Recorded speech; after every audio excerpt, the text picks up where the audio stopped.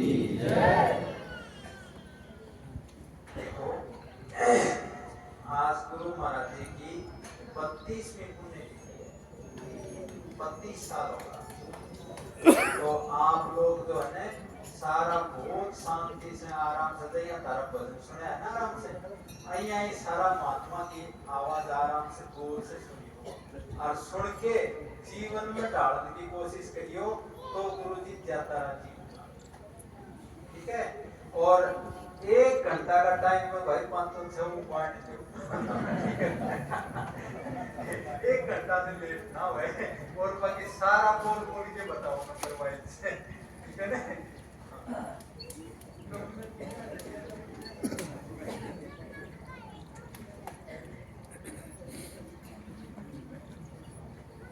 नमो नारायण। देखो खूब प्रसन्न रहो जीवन। मानव जीवन मिला है खूब प्रसन्नता से। अब बोलोगे प्रभु जी प्रसन्न कैसे रहे इतनी चिंता। तो एक सूत्र तो सीधा सा है, ईश्वर ने मानव बना के भेजे। जब कुत्ता बिल्ली बना देता तो पचेरी की सुगंध आनी चालू हो जाती। खाना के बनाया है 8 ढूंढ दे वही कब नंबर पड़ेगा। तो इतना प्यारा शरीर ईश्वर ने दिया है तो खूब प्रसन्न रहो। और अंतिम उद्देश्य भी यही है, प्रसन्न रहना। आप देखो प्रसन्नता, सुबह उठते ही सूर्य देव महाराज जी निकल जाते हैं। कितनी बैटरियां प्रबंध करा रहा, इतना उजाला और लगाया भी इतनी दूर कदे। कोई कोई ठट आदमी मैं तो पहले सीखूंगा, वही सर्दी का टाइम है, कमजोर आदमी का बाटा दुनिया और तो इतनी दूर लगा दिया कि सबने समान मात्रा में उष्मा प्राप्त हो है। प्राण वायु अपने सारा का बीचों बीच मन लाग रही है, अंदर बाहर सांस लेवा हाँ तो जीवन जिस तरह की दरियाग्रहण है वैसा शरीर को अनुभव होता है। और वो दिखाई भी नहीं देती ताकि किसी कोई कब्जा कर ले भी। ईश्वर ने इतनी शानदार व्यवस्था की है, एक दाना ईश्वर के नाम पे डाला है, बाद में 60-65 दाने तो निकल जाते। एक गेहूं की बाली हो है उसमें 60-65 दाने निकले। एक बीज डाला है, इतने फ्रूट इतने फल सब्जियां देखो तो सही आनंद। और आप छोटे-छोटे विकार में ला देंगे। आप बोलोगे गुरु जी या प्रभु जी की भाई इतनी समझ हमने को नहीं कि भाई सूर्य और भाई गेहूं की बाड़ी। तो भाई सीधी सी बात देख लो, भगवान यदि या कोई पीछे लगा दिया रे तो खान में इतनी समस्या हो जाए अपने। पर तो आप देखना रे फिर घर लेके जाओ सारे तो कपड़े खराब हो जाए अपने। उन्हें खाने का काम नहीं बैठता। तो भगवान ने इतनी प्यारी दुनिया बनाई है और आनंद की तनाव मत लो छोटी छोटी बातों का। और तनाव के लिए मनुष्य जीवन बना भी नहीं, कोई जीवन नहीं बनाया है भगवान ने। और व्यवस्थाएं देखो आप, भगवान साक्षात माँ बन के आओ है। संत महात्मा जितने भी हैं गुरुजन हैं ये भी माता के गर्भ की पैदा होंगे और माता बड़की और पालन पोषण करा है और बड़ा करा। तो जितने भी लोग सुन रहे हो भगवान ढूंढन की प्रसन्नता ढूंढन की एक जगह माता पिता में खूब करो सेवा। और हालांकि सेवा शब्द भी थोड़ा सा निम्न स्तर का है प्रेम से। देखो मां ना प्रेम बहुत होता है, चाहे काला हो चाहे घना बुरा हो चाहे अच्छा हो चाहे लंबा हो कैसा भी हो, पर माँ का भाव देखो कितना कि मेरा बेटा रोटी खाई नहीं खाई। तो माँ का है प्रेम। और सेवा में क्या है कि थोड़ी सी जब माँ व्रत हो जा है तो उसकी लघु संख्या दीर्घ संख्या करते समय बेटे का अच्छे अच्छे समृद्ध परिवार के बच्चे भी हैं 500-700 रुपया में दाई ढूंढे कि भाई मेरी माँ की या पिताश्री की सफाई का कार्य करिए। वह दाई ने तो बचपनती माँ बाप के साथ रही न दाई ने बेरा कि पिताजी का कमर में ज्यादा खाद चला है या फिर वही कोई पिताजी ने वही ठंडा पानी ज्यादा पसंद है कम पसंद है तो दाई कैसे सेवा करे। तो तो माँ बाप ने जिस तरह बड़ा प्रेम की पाले हो ना, तो उससे डाल सेवा की भावना की बजाय प्रेम की भावना से माँ बाप की सेवा करो। और फिर चलो गुरुजनों के बताए गए रास्ते। ज्यादा देखो, गुरुजियों से ही हमने सीखा है कि ईश्वर सब खातर समान है। जो जंगला में बिना वस्त्र का घूमने लाग रहे हैं उन पर भी ईश्वर की दृष्टि समान है, या फिर जो कंठी मालाएं और अच्छे अच्छे वस्त्र पहने या बड़ी बड़ी गाड़ियों में घूमे उन पर भी दृष्टि समान है। किसी ने बोला नहीं जा है या किसी ने भाषा का ही ज्ञान नहीं है, उसके लिए भी ईश्वर समान है। और कोई जो सुबह से लेके शाम तक रामायण गीता पाठ कुरान बाइबल जो भी वो पढ़ता है उसके लिए भी समान दृष्टि है ईश्वर की। पर वो अनुभूति तभी होगी जब आप गुरुजियों के बताए गए रास्तों पे चलो। और बड़े बड़े रास्ते को नहीं, गुरुजी सीधे सरल स्वभाव से बिना कोई लंबी चौड़ी बात किए माँ बाप की सेवा करो, गुरुजनों की सेवा करो। गौ माता भाई को काम ना मिले, गौ माता की सेवा में लग जाओ। और जमाए ठाली जमाए ताश खेलन का मन कर जा, तो इतने पेड़ पौधे हैं, किसी का खोदी मार दे, पेड़ा के नीचे पानी डाल दे, इतने काम हैं आपने, तो बोलोगे कि भगवान जमा थोड़ा सा ही जीवन दिया आपने। और ऐसे ऐसे लोग भी हैं जीवन की उपजा है। उगते क्यों हैं? क्योंकि एक अच्छी विचारधारा, एक अच्छा लक्ष्य नहीं, और लक्ष्य को बढ़ा लेने की आवश्यकता नहीं है। अपने अपने आस पड़ोस को, घर को, खेत खलियान को पेड़ों से भर दो, फिर देखो पक्षियों की लाइन लगेगी आपके बिना बुलाए, फिर देखो फल लगेंगे, खाएंगे, आप अनुभव करेंगे खुद ईश्वर के रूप में। तो ऐसे आनंदित होकर जीवन जिए, तनाव की कोई जगह ही नहीं है। आप एक चीज बता दें मेरे को, तनाव आपको महसूस हो यहाँ आपका अपमान हो रहा है, वो वही महसूस होगा जहां आपको सम्मान की इच्छा होगी। बेवजह की इच्छा क्यों पालनी है? जब ईश्वर यदि सम्मान की लालसा करने लगे तो इतनी व्यवस्थाएं बनाई, इतने हीरे जवाहरात, इतनी नदियां बहाई, तो फिर हम उसका सम्मान ईश्वर का कैसे कर देंगे? हम थोड़ा सा घर बना लिया, मकान बना लिया, गाड़ी ले आए तो सोचते हैं कि सम्मान की लालसा हो गई, दो नाम राम के ले लिए ज्यादा, तो मन में लालसा आ गई कि भाई हमें सम्मानित किया जाए। उस प्रभु को कैसे सम्मानित करेगा कोई जिसने इतना बड़ा संसार, इतनी बड़ी व्यवस्थाएं बिना किसी भेदभाव के बनाई है?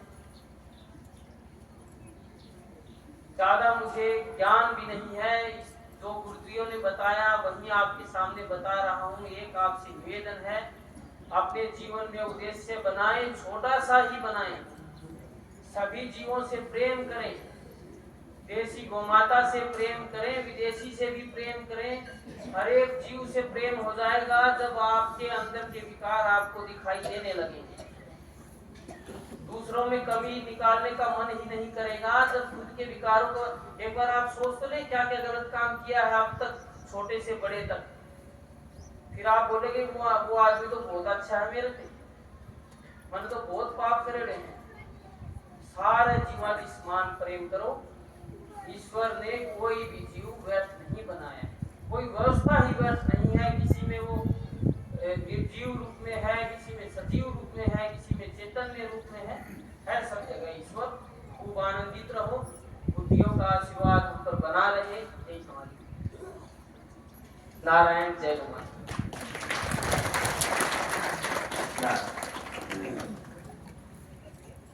ओम त्र्यंबकं यजामहे सुगंधिं पुष्टिवर्धनम् उर्वारुकमिव बन्धनान् मृत्युर्मुक्षीयमामृतात्।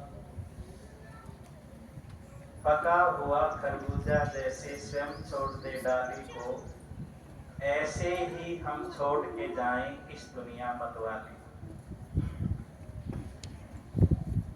जब खरबूजा पक जाता है तो उसकी पूरी खेत में सुगंध हो जाती है और वो स्वयं अपने डंठल को बेल से छोड़ देता है, कष्ट नहीं होता है। किसको कष्ट नहीं होता है? संसार जिसने अपने जीवन को भगवत भजन में लगाया, गुरु सेवा में लगाया, गुरु के समर्पण में लगाया, योग में लगाया, साधना में लगाया, सेवा में लगाया, समर्पण में लगाया, स्नेह भाव में जो दिया, वो इसी प्रकार से संसार में मुस्कुराता हुआ जाता है। तो अपने मानव जीवन का जो लक्ष्य है ना, मानव जीवन को जो उद्देश्य है, वो है कि हम सुखपूर्वक जी सका, समाधानी हो। और परिवार के अंदर समृद्धि हो, कोई कमी ना हो, भौतिक वस्तुओं की कोई अभाव ना हो, और एक दूसरे के साथ कोई शिकायत ना हो। और इस समाज के अंदर कोई किसी से भय ना था, इसो समाज बने। कोई सीसीटीवी कैमरे की, कोई कांटेदार तारा की जरूरत ना पड़े। सारो समाज भगवान के सीसीटीवी कैमरे के सामने रहता है। अब भगवान ने जो मैं करूं सो इस शरीर पे उसने देखने लगे। गुरु की नजरों में जैसे हम गुरु के सामने अब बैठे हैं, ऐसे ही वो तो गुरुओं का भी गुरु है, उससे कैसे छुप सका। तो जो अपने शरीर पे जो कर्म करा वो सारो वो देखे, वो सुप्रीम पावर देखे। और जो बोलना सारी इस वाणी ते उसने सुने, और केवला शरीर ते करा और वाणी ते बोला उसने देखे और सुने को नहीं, अंदर के चाल रहे उसने भी जाने। और ये जो भाव से नहीं, ये सबसे बड़ी चीज है। भाव और विचार को सारो खेल है। भाव और विचार अच्छा हो गया तो इंसान अच्छा हो गया, और भाव और विचार बिगड़ गया तो सारो खेल बिगड़ गया। तो परिवार में कोई अभाव नाम की चीज ना हो, कोई शिकायत ना हो, और इस प्रकृति के अंदर संतुलन हो, इस प्रकृति के अंदर खुशहाली हो, तो व्यक्ति घुटन मुक्त हो, परिवार अभाव मुक्त, शिकायत मुक्त और घुटन मुक्त हो, समाज शोषण मुक्त हो, और प्रकृति प्रदूषण मुक्त हो। यो मानव को लक्ष्य है। मानव और जीवन को के लक्ष्य है। जीवन मानव में कहते हो मानव तो क्यों ने वो आपको जो शरीर दिखे है ना माने वो, और जीवन को संयुक्त रूप मानव है। जिस तरह अपने पास ही अपने गुरुजी महाराज को, दौड़िया बाबा को शरीर जो है वो उपस्थित को नहीं, भौतिक शरीर, लेकिन उनकी जो सूक्ष्म अनुभूति है वो जीवन है। ठीक है, तो एक शरीर पिंजरो हो गयो और एक जीवन हो गयो। अपनो सारो कार्यक्रम शरीर खातर लाग रहे हो। खाणो तो, पीणो तो, ओढ़नो तो, पहननो तो, गाड़ी तो, घोड़ो तो, मकान तो, दुकान तो, गहनो तो, साड़ी तो, गाड़ी तो, घड़ी तो, मतलब कुछ भी लिया होता, यो सारा शरीर को कार्यक्रम है। भौतिक वस्तु जितने भी हैं वो सारी शरीर खातर, कोई शरीर के पोषण के लिए है, कोई शरीर की गति बढ़ाने खातर से। अब ताड़ो ताड़ो कर लिया, जिसका गाड़ी है ताड़ो पूछ गया, फोन लिया ताड़ो से बात पहुंचा दी, माइक लगा दी सब टाइम पहुंच गई बात, ये गति बढ़ाता है। लेकिन जो ये जीवन है ना, जीवन इसको के लक्ष्य है। तो गुरुजी महाराज हर समय इसी बात को दोहराते रहते हैं, और बाबा जी, दौड़िया बाबा जी का भी यही संदेश था कि भाई सुख शांति संतोष और आनंद जिस घर में से न वो है परमानंद। और यो एक इसी चीज से आ शरीर खातिर तो जितनो भी सामान लियावा ना उस खातिर कुछ पे करना पड़े, कुछ देना पड़े, कोई रुपयो देना पड़े, कोई वस्तु देनी पड़े। अच्छा, सुख खातिर, शांति खातिर, संतोष खातिर, आनंद खातिर, स्नेह खातिर, विश्वास खातिर, श्रद्धा खातिर, गौरव खातिर, कृतज्ञता खातिर, प्रेम खातिर कि मैं को भगवान को भजन करने खातिर, नाम जो जपन खातिर कि मैं को तेरो देख, मतलब एक रुपयो भी को नहीं देना पड़े, यो सारो निःशुल्क। अच्छा, जो बताओ हवा को क्या देना पड़ा, आपकी सांस लिया सांस इस हवा की कीमत जित बेर पट जब सारा नाक बंद भी बैठ गया थोड़ी देर तेरे बेर पटने को इस खातिर आप के पिए करा के देव लाग रहा है। यानी कि परमात्मा ने हमारे लिए जो कुछ दिया वो सारा निःशुल्क दियो है और जीवन को जो लक्ष्य है उसका जीवन खातिर कोई पैसा देने की जरूरत कोई सारो शरीर को मान लो है तो यो सारो निःशुल्क मिले और इसने लेन खातिर आप कितना लाला इंसान इस खातिर कितना समय दिया शरीर खातिर तो 99% और इस खातिर 1% में बड़ी मुश्किल होती वो भी ऐसा जताना अब चलो भाई जाया वहां बराती लगवाया वहां दिखा तो न्यू किस तरह बात बनेगी बताओ घर में कैसे सुख शांति संतोष आओ व्यवस्था को देख करके व्यवस्थापक का पता चलता है इस आश्रम को देख करके इस व्यवस्था को देख करके गुरुजी महाराज के भाव का विचार का पता चलता है जिसो वातावरण आपने दिखे है आप जब सत्संग में आया तो इसो लगे तो इसो तो अपना घर को भी होना चाहिए तो इसका मतलब सत्संग कारगर हो गयो और पूरा की कीमत की मैंने नून में काटने लग गया तो समझ लो इसो थोड़ा सा भी को रहे नीचन चले गए संसार में 2 पत्र बहुत प्रसिद्ध हुए एक पत्र लिखा अब्राहम लिंकन ने अपने बेटे के गुरु को वो विश्व प्रसिद्ध पत्र हुआ दूसरा पत्र लिखा घनश्याम दास बिरला ने अपने बेटे को ये दोनों पत्र बहुत प्रसिद्ध हुए हैं पढ़ने लायक से कभी फिर चर्चा करा क्योंकि आजकल आधुनिकता में ज्यादा पसंद करें एक भी 2 पत्र बड़ा प्रसिद्ध होया एक पत्र तो राकेश झुनझुनवाला को जो इसने रियल एस्टेट के अंदर भी और पूरा पैसा कमाए दुनिया भर का उसका जो आखिरी शब्द से वह सुनने लायक और एक पत्र है लता मंगेशकर एक कहे वो कहे कि देखो जो अंतिम समय में जब वो हॉस्पिटल में थी उस समय की घटना है ये संसार में जब व्यक्ति की शमशान भूमि में हो हॉस्पिटल में हो या सत्संग में उस समय किसी मति बन जाना और उसने स्थायी राख लेना तो उसकी गति हो जाए या स्थायी हो जाए सज्जनों वो कह रही है अंतिम समय के शब्द हैं उसके थोड़ा बहुत मैं भाव बता रहा हूं कि मेरे पास बहुत बड़ा मकान है लेकिन आज मैं हॉस्टल के छोटे से कमरे में पड़ी मैं दुनिया के महंगे से महंगी गाड़ी में चली हूं गाड़ी खड़ी है और हेलीकॉप्टर में चार्टर कर गई हूं लेकिन आज यहाँ हॉस्टल के बरामदे में एक कमरे से दूसरे कमरे में मेरे को व्हील चेयर पर घुमा रहे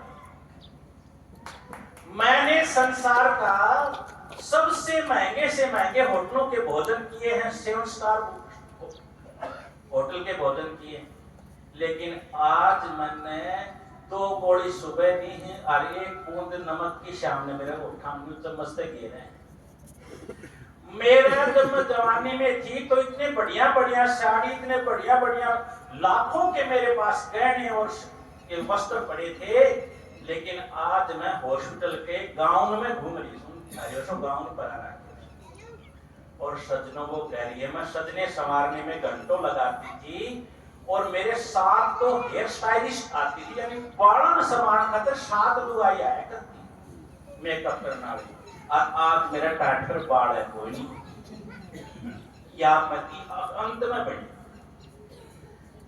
गुरुदेव महाराज ने जयदंत चार के नीचे बैठे पूजन के लिए जिसो जीवन मुश्किल होना उसो जीवन पूरी जिंदगी जियो बालक की तरह से जियो अच्छी की बात बोलिया करता भाई कमा की खाओ लेकी देवो और लेके देवो नहीं जो कर दो आप भाई लेकिन प्रीति पूर्वक कृतज्ञता पूर्वक धन्यवाद पूर्वक खुशी खुशी देवो है ना तो सज्जनों लंबी बात न करके गुरुजी महाराज के गाय के प्रति, प्रकृति के प्रति, इंसान के प्रति, जीव जंतु के प्रति, पूरे मानव जाति के प्रति, पूरे जीव जाति के प्रति, पूरी इस वनस्पति और प्रकृति के प्रति जो समर्पण, जो सेवा भाव था, जो उनके भाव थे, वो हमारे अंदर स्थापित हो जाएं। इन्हीं भावों के साथ मैं पूज्य गुरुदेव जी महाराज की आज इस पुण्यतिथि पर उनको याद करता हुआ कृतज्ञता पूर्वक अपने इस भाव को यहीं पर विराम देता हूँ और ये मेरा भाव निरंतर बना रहे आप सभी समूह को।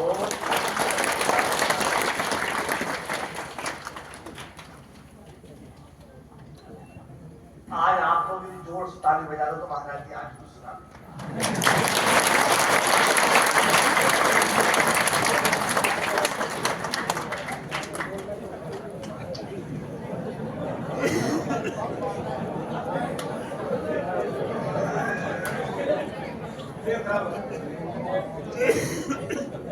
टेम खराब मत करो।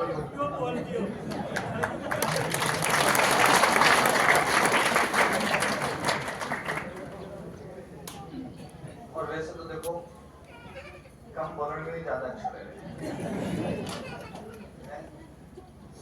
और स्वामी भी महाराज जी ने बताया देखो 11:40 का हमने कार्यक्रम खत्म कर दो और बहुत अच्छी अच्छी बात बताई। मैं तो बस एक ही बात बताऊंगा, जो सुनी है ना उसमें हजम कर दो। यूं नहीं है कि जाते समय जो ना अपना बढ़िया पूरी हाथ हुआ करके बढ़िया पूरी खा के बोले तेरा तुझको अर्पण क्या लागे मेरा ऐसा। तो जो है अपने जीवन को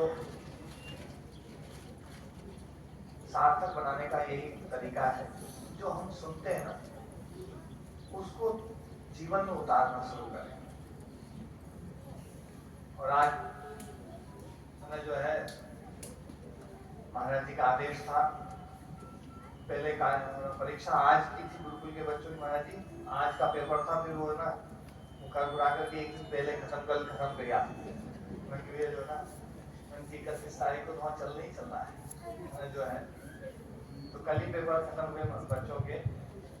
और उनमें जो है एक अच्छी सी कविता जो थी, एक महाराज जी भरत जी की एक बहुत सुंदर बड़ा प्रसंग एक दिन में सुन रहा था, बहुत बढ़िया लगा।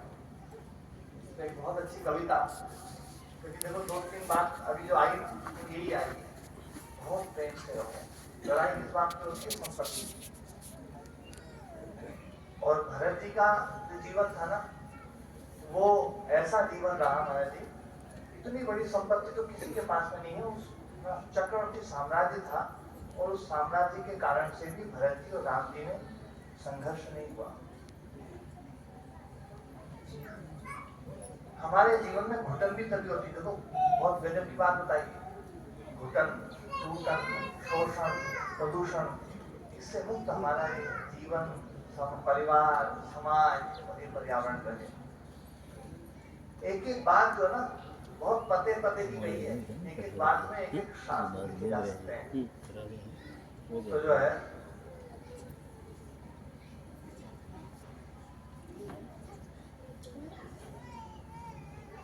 सुबह लेट तो थी आप,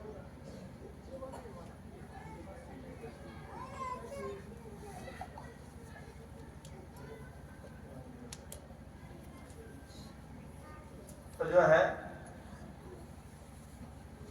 हमारा जीवन, हमारा परिवार, हमारा समाज, हमारा पर्यावरण, ये सब बहुत अच्छी प्रकार से रहे। भगवान ने जो है ना हमें मनुष्य बना करके भेजा है, सबकी जिम्मेदारी दे करके भेजा है। कितने जीव जंतु हैं, उनमें सब में सबसे बड़ी जिम्मेदारी किसके ऊपर है? किसके ऊपर है? क्या गधे के ऊपर है क्या? ऐसे धीरे से बोल रहे हो मतलब जो है ना, ये बता दो तो गधों को बोल रहे हैं, बोले भैया अब तुम्हें संभालो दुनिया को, ये तो ये किसी काम के नहीं रहे। सबसे ज्यादा जिम्मेदारी इंसान के ऊपर, और इंसान जो है अपनी जिम्मेदारी को सही से नहीं निभा रहा है। व्यक्तिगत जिम्मेदारी भी सही से नहीं निभा रहा है। शरीर को ठीक रखना, शरीर को स्वस्थ रखना, मन को प्रसन्न रखना, तनाव मुक्त रखना, परिवार को अच्छे से रखना, जो तुम्हारा ओहदा है परिवार में, उस ओहदे का ध्यान रखना। मैं एक ही बात कहता हूँ, परिवार महाराज जी बिल्कुल सही हो सकते हैं कि बड़ा आदमी बड़ा बन जाए और छोटा आदमी छोटा बन जाए। छोटा बड़ा बन करके दिखाता है और बड़ा छोटा बन जाता है, उसके भीतर जो है ना वो बड़प्पन का भाव ही खत्म हो जाता है।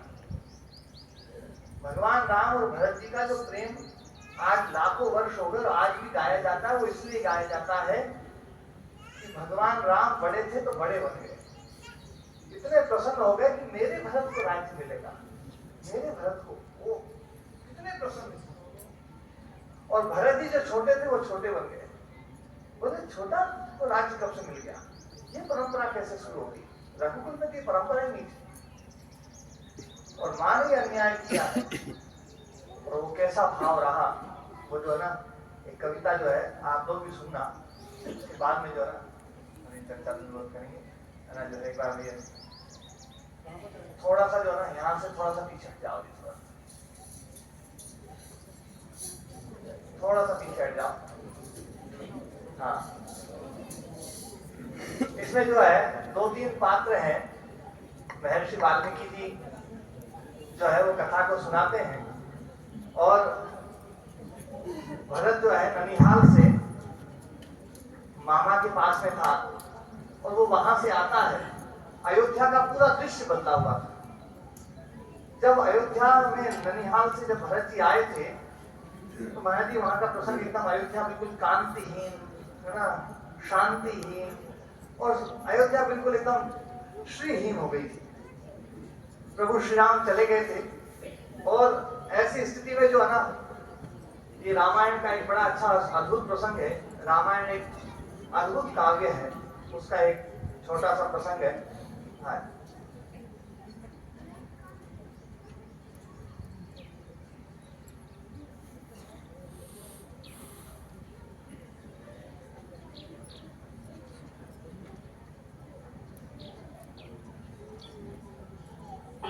आंखों के तारे थे सबके पर, मन रहता उछली तरी। मामा से कहे कुमार भरत, मुझे अवध को वापस जाना है महाराज, भरत माताओं का अब से क्षण प्रतिशत लगता ऐसे मुझे बुला रहे अवधेश पिता। कल रात स्वप्न मैंने देखा मरघट पर जलती हुई चिता। कुछ युवा सुहागिन सज धज कर निज पांव महावर लगा रही, कुत्तों को गिद्धों को झाड़ू लेकर के भगा रही। मैं रात में कई बार जगा, कई बार पुनः फिर से सोया। भयभीत हुआ, कभी हुआ दुखी, कभी जगकर मैं दुख में हुई। मामा से आज्ञा लेकर के अतिवेग से रथ पर किया गमन। मन कहता राजकुंवर का यह जल्दी से पहुंचे राजभवन। जो राजमार्ग से वे निकले सहसा बिलाल में काटा पथ। जो राजमार्ग से वे निकले सहसा बिलाल में काटा पथ। घोड़े विचलित होकर दुखे, रुक गया अचानक शाही रथ। आगे रथ बढ़ा तो देखते हैं जन के मन मुरझाए से, सबके चेहरे उतरे दिखते, सब दिखते मेरे बुझाए से।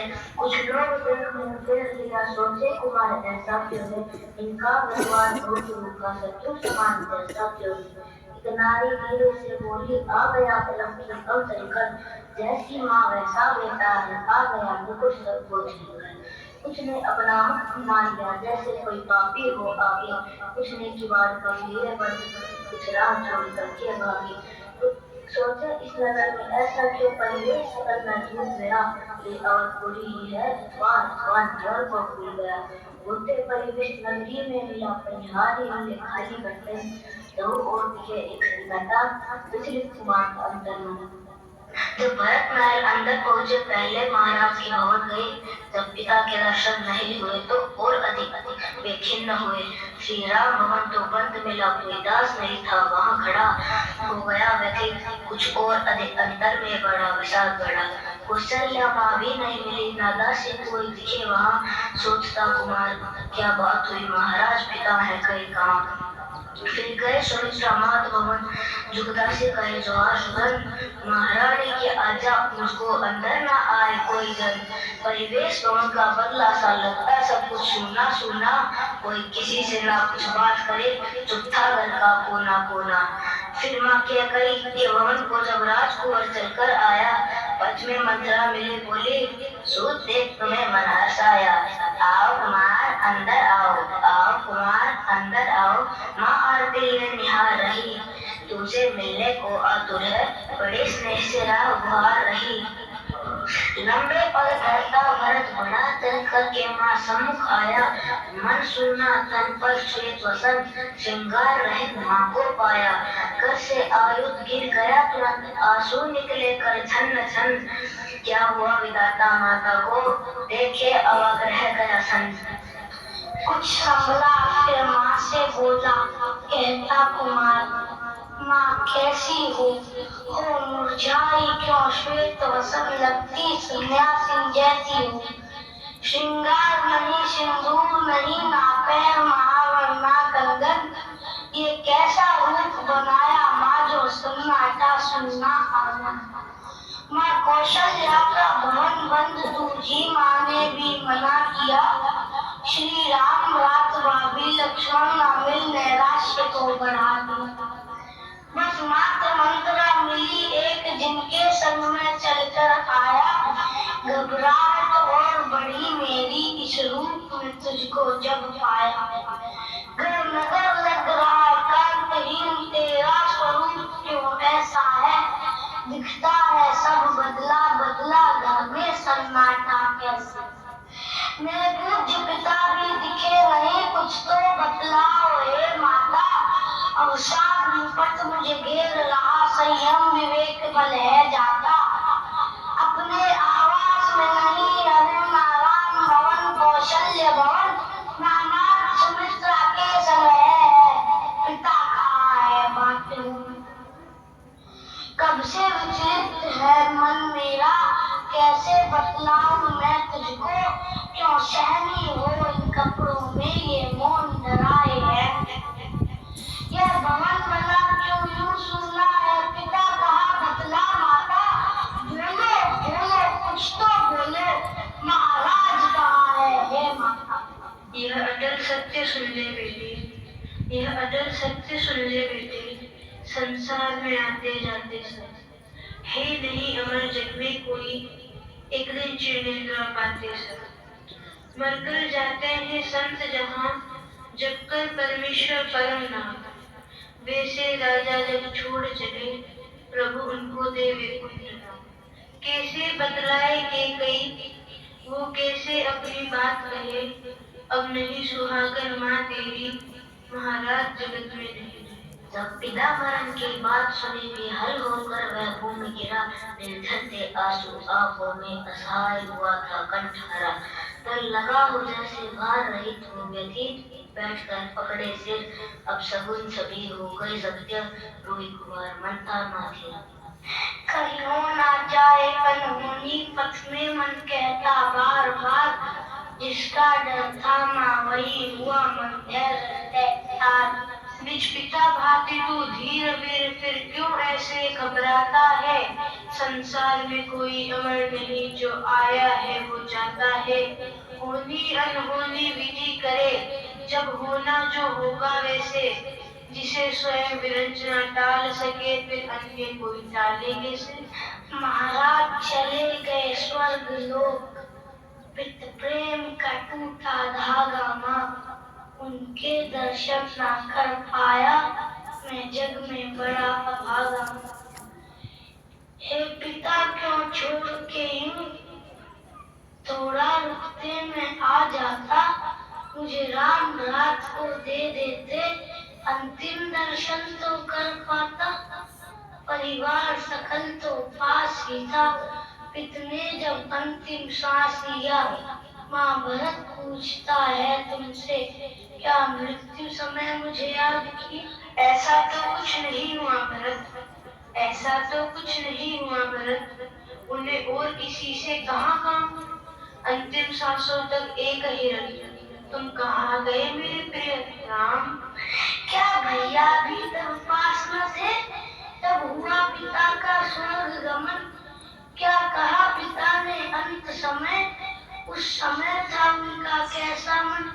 नहीं थे उनके पास भरत, महाराज मरे कौशल्या की, क्या कहाँ वहाँ कोई क्या जाने, अभिशाप दिया या कोई पर।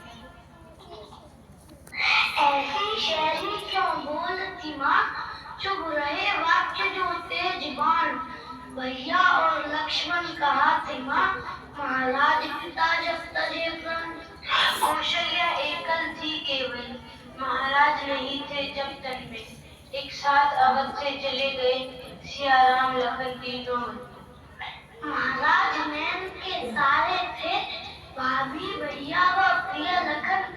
ऐसी क्या बात हुई माते, तो चले गए तीनों कानन।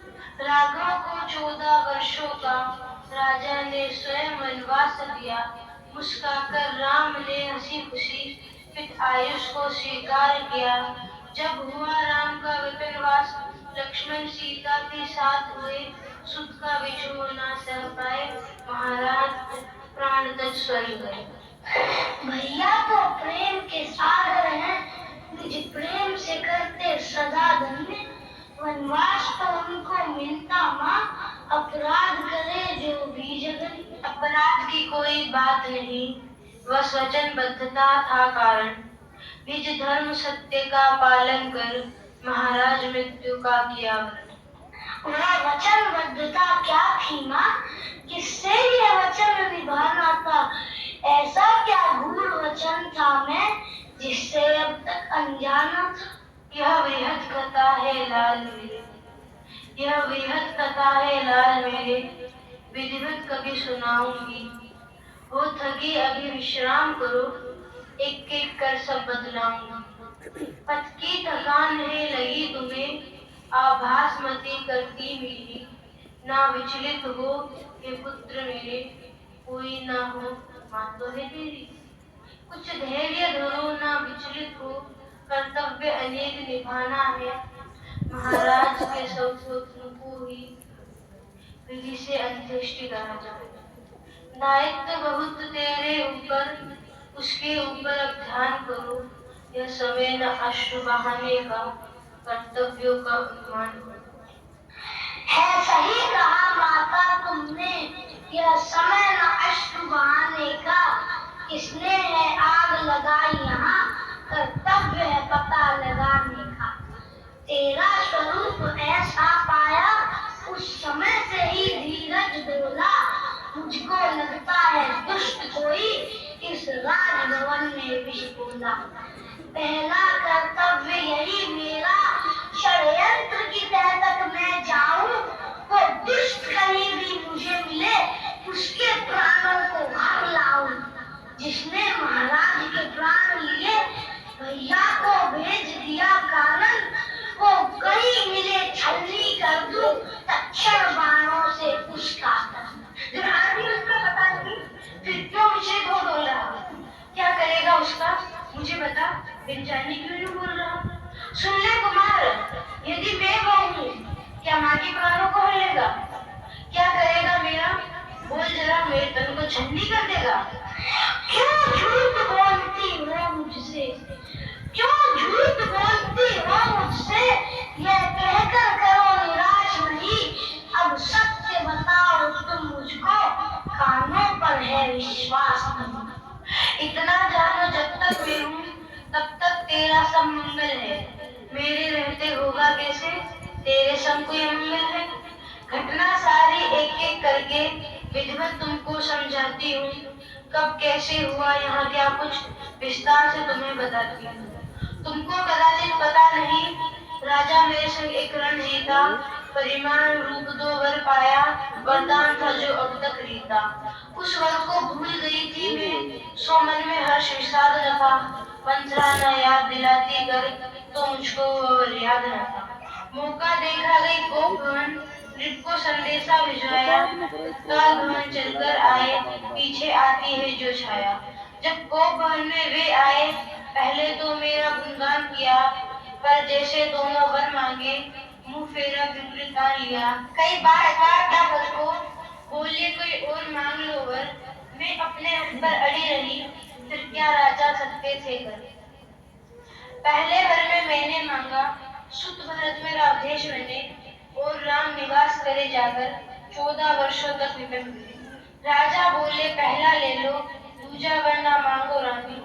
बिन राम मेरा जीवन होगा, तड़पे जमीन बिना पानी। ले लो तुम राज्य तने खाते, अरण्यवास मुझको दे दो। हे राम मुझे अतिशय प्यारा, दूजा वर तुम वापस दे दो। मैंने अपना हट ना छोड़ा, मैंने अपना हट ना छोड़ा, वर देने को कर दिया विवश। महाराज में बहुत उदासी की, निज धर्म वचन के पालन हुए कि हार कर मान गए, उनके आगे थी मजबूरी। तत्काल भवन से चले गए, तब से मुझसे कर ली हुई। मैं मुदित हुई वर को पाकर, हृदयांगन खुशियों से साजा। मन की अभिलाषा पूर्ण हुई, उसका बेटा होगा राजा। इस घटना के घट जाने से जन मन में तनिक निराशा है। कालांतर सब हो जाए सहज, तेरी मांगी यह आशा। इस तरह दूत यदि जाएगा, साम्राज्य को कौन चलाएगा? राजा बनवाने का सपना कैसे पूरा हो पाएगा? ऊनी अनहोनी अटल सत्य, ऊनी अनहोनी अटल सत्य, कोई कुछ भी ना कर पाता है। अब राजा है तो फिर वैसा, नाहक ही क्यों घबराता है? केकई भरत के निकट गई, बोली कंधे पर कर रखकर, हे सुत तो इतना शोक न कर, उठ मन में कुछ धीरज धर कर। कंधे से हाथ को दिया, दुख के सागर में रहा डूब।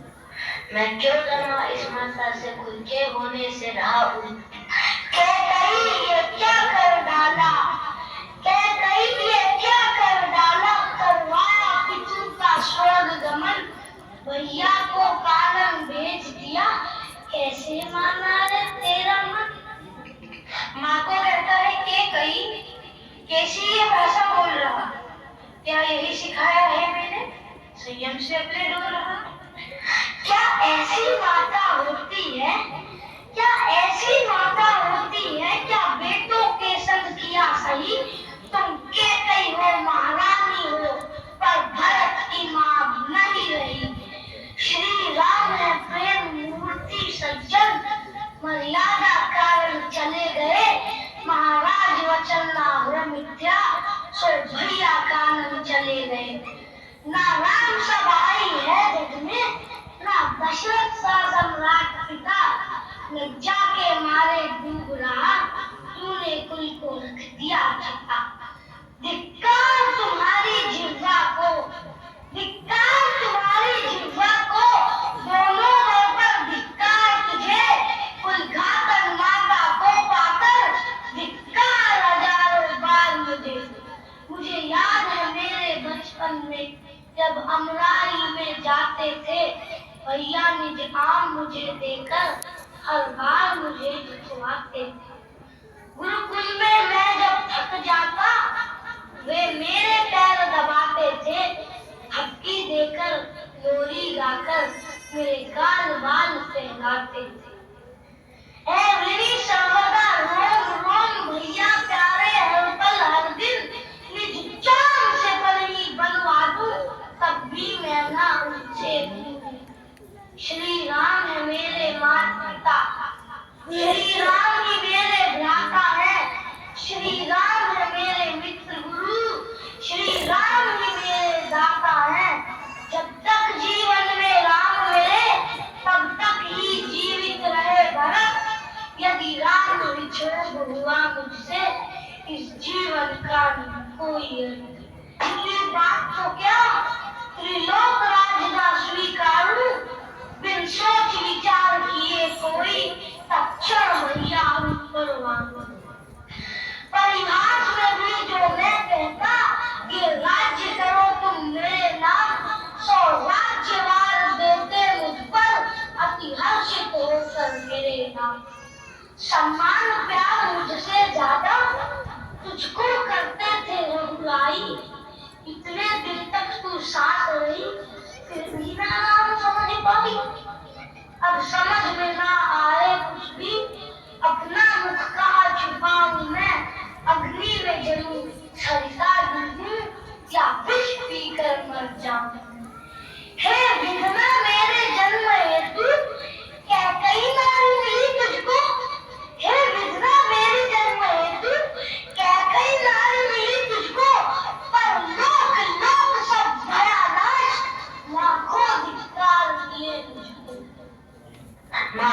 कंधे पर धरा हाथ बेटे को कुछ समझाना था। क्रोधित हो वरन हटा पीछे, कुछ नहीं सुनेगा ठाना था। आवेश भरे स्वर में बोला, रानी कैकेयी तुम दूर रहो, मर गया भरत तेरी खातिर, मुझको बेटा तुम नहीं कहो। तेरे कारण वन में भटके लाखन वैदेही रघुराई, इस राज भवन फुलवारी में विश्वेश जीवन तू छाई। इक्ष्वाकु वंश में जन्म मिला, दशरथ जैसा राजा पाया, कितने दुर्भाग्य की बात है ये, ऐसा कोई तुझको ना भाया। पूरी सृष्टि का राज्य मिले, वो भी तिनका बल ना भाए, 100 जन्म तपस्या करके भी कोई राम सा भाई ना पाए। मैंने पुत्र तो देखे हैं, पर मात माता नहीं सुना। मैंने पुत्र तो देखे हैं, पर मात माता नहीं सुना। जाने क्या सूझी थी तुमको, सुत के अपेश का मार्ग चुना। यदि जन्म समय पर ही तुमने थोड़ा सा बदल दिया होता, तो बन बेचारा आज यहाँ देखकर कलंक ना यूं रोता। अब तुम मेरी माँ नहीं रही, अब तुम मेरी माँ नहीं रही, पाषाण वृक्ष पर धरता हूँ, भले जन्म जन्म तक मिले नरक, मैं त्याग तुम्हारा करता। विहल लाचार दुखी अतिशय आंसू की धारा बह रही थी। अवसाद हृदय ले बैठ गया, दुर्दशा भरत को दिख रही थी। ये कई फिर से कई निकट कहते सबको ढांढस देकर, महानवमी क्यों बहते ऐसे, उठ धैर्य और साहस लेकर। सामान्य पुरुष यदि निधन करे, स्वाभाविक घटना लगती है। तेरे जैसा हो वीर कोई, भावना वहाँ से भक्ति है। व्यक्ता भाव से ऊपर उठ, ऊर्जा लेकर पुरुषार्थ करो। सम्राट अवध के अपने हो, मन में दुर्बलता नहीं। पाता है कोई भाग्यवान जो राज सहज को पाया है। अंत्येष्टि पिता की करनी है, पहले ही तुम्हें बताया है। जो कुछ भी मैंने किया, भरत तेरी ही समृद्धि की आशा में, तू बिलक बिलक के रोता है, जो भीरू घिरा निराशा है। जिस पिता हेतु तू रुदन करे, उस पिता का तुझसे कौन काम, तू यज्ञ हवन से आया है, राजा का केवल नाम नाम। उसका कोई अंश नहीं तुझ में पुत्रेष्टि की कीर पिया। मैंने 9वां गर्भ पाला, तब जाकर तूने जन्म लिया। जो गहन प्रेम मेरा तुझसे, उतना महाराज का हो कैसे। ना राम सगे ना लखन सगा, ना सगे पिता ही है वैसे। कौशल्या राजा ने मिलकर कितना भारी षड्यंत्र किया, पर मैंने उनकी पटुता पर एकदम से पानी फेर दिया। सारे भाई हो चाकर से, वो राम ही बस सब कुछ पाए। उसकी इच्छा बेटा उसका इस अवध का राजा। पहले तो मुझे ना भास हुआ, मंत्रा ने सब कुछ समझाया। फिर क्या मैंने भी दाव चला, सब खेल समझ में चला।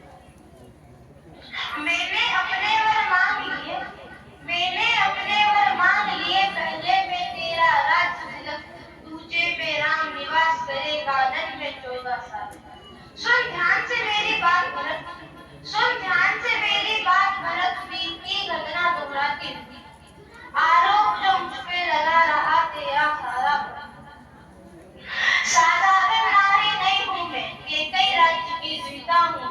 विदिशों में कुशल सारथी, भूलन कौशल गुरु से सुर असुर युद्ध में राजा संग मिलकर मैंने संग्राम किया। मेरे कारण ही विजय मिली, राजा को जीत दिया। रथ धूरी की कील भी निकल गई, अंगुली की कील बनाया था। राजा को रिपु पर विजय मिली, तब जाकर यह वर पाया। उस रण में यदि मैं ना होती, तो महाराज नहीं जीवित होते। संग्राम में हार तो मिलती ही, राजा जीवन भी खोते। इतना तो मेरा बनता था, इतना तो मेरा बनता था। मुझ पर ना कोई उपकार किया, मेरी विपुलता के कारण राजा ने दो वरदान। संग्राम विजय उपरांत भरत, दोनों वर मैंने पाया है। जो भीख लगा मैंने मांगा, तू लगता बोलाया। राजा की बेटी माँ तेरी, और पत्नी भी एक राजा की।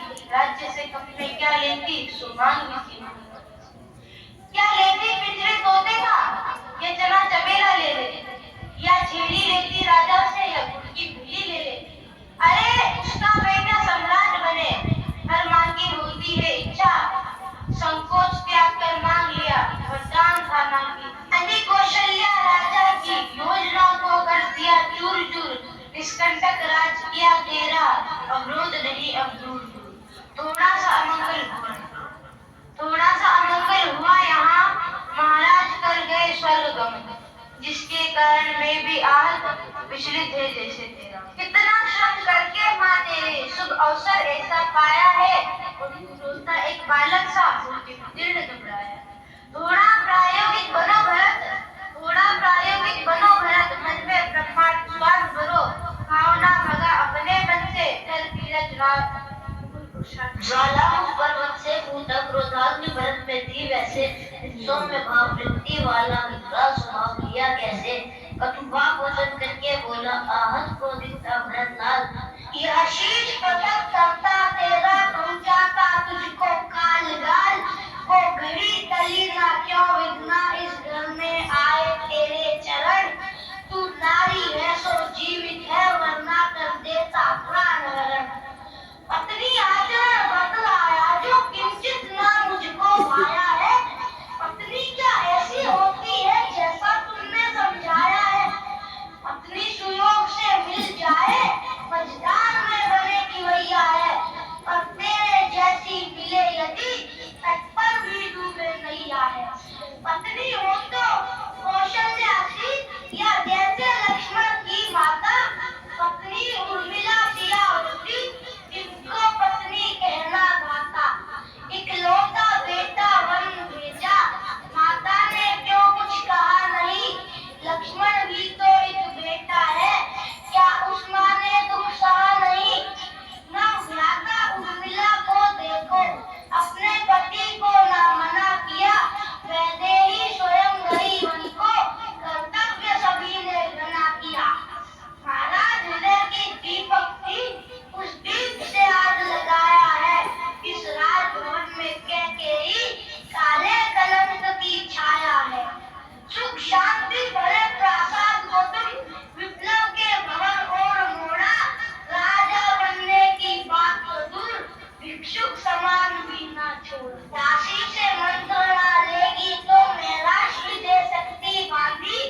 देखो विनाश के दृश्य सभी चमकोर के बर्बादी यदि राम चरण में मैं रहता जीवन चलता अतिशैली का माथे पर मेरे लगा दिया काले कलंक का इक्की का युग युग तक जब भी बात चले यह अवध क्षुब्ध हो जाएगा लेके कई नाम तुम्हारा अभ्यस तेरा जग जाएगा दिखता कोई अभिप्राय नहीं है जीवन सब तो अभिशापी तेरा सुख होने के कारण तेरे जैसा मैं भी पापी कोई नागी बीमारी बारी से अपने बच्चे खाती जैसे पति की हत्यारण तो है ही सारे बेटों की भी वैसे मुझसे तो कई हजार गुना श्री राम ने तुझसे प्यार किया कृतज्ञ बन गई तू मन से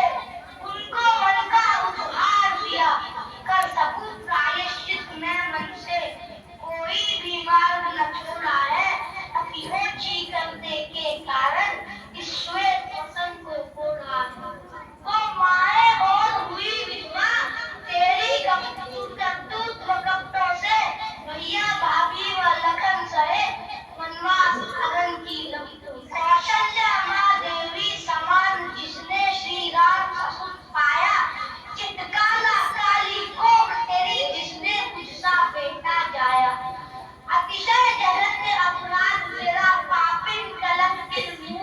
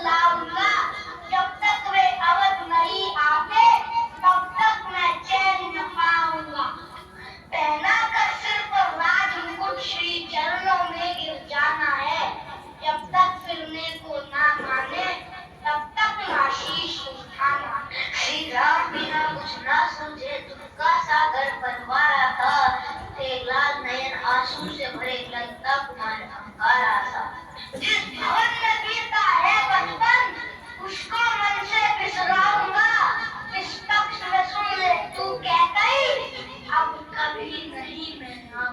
संतापित क्रोधित व्यथित मनुष्य सोचे अपनों से चला गया, कि कई स्तंभ सी खड़ी रही, गुण भरत भवन से चला गया।